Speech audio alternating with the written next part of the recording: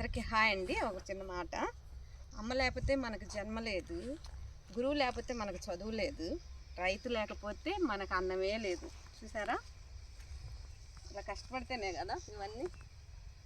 మా చేనేనండి, చూపిస్తున్నా. మా మిరపకాయలు బాగుంటాయండి. చేలు అసలు ఈ చేలు మనం కందిపప్పు అయినా సూపర్ టేస్ట్ ఉంటుంది, చాలా బాగుంటుంది. పచ్చడి నూరుకుందామని కోస్తున్నాను, కాయలు చూసేసరికి తినాలనిపించింది. బాగుంటాయి అంట, మంటలేని ఇత్తనమేనంట, బంగారాలంట. అడిగాను అబ్బాయిని, అడిగితే బంగారం అండి, మంట ఉండదు అన్నారు. బాగున్నాయి కదా, కోసుకుందామని.